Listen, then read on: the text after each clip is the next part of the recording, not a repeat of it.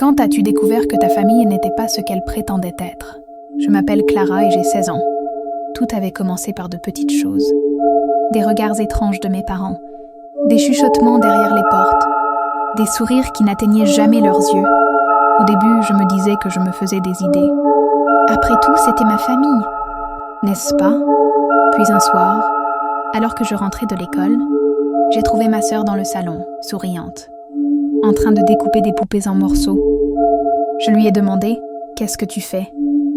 Elle leva les yeux et pour la première fois, je vis dans son regard quelque chose de glacé, d'étranger. Je m'entraîne pour le jeu de maman et papa.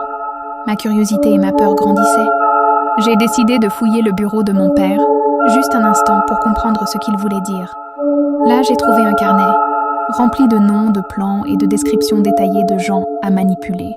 Certaines phrases étaient horriblement précises, comme si elles avaient été testées sur de vraies victimes. J'ai commencé à les observer plus attentivement. Leurs repas en famille n'étaient qu'un rituel bizarre. Les rires semblaient incalculés, et les histoires qu'ils me racontaient étaient pleines de mensonges effrayants.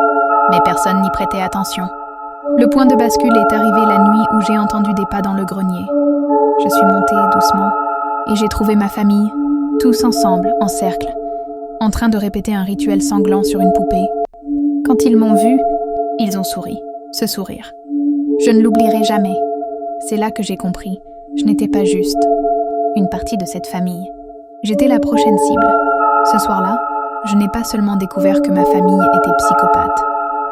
J'ai découvert que je n'avais nulle part où fuir. Qu'auriez-vous fait à sa place? Écrivez dans les commentaires et n'oubliez pas de liker et de vous abonner pour plus de contenu comme ça.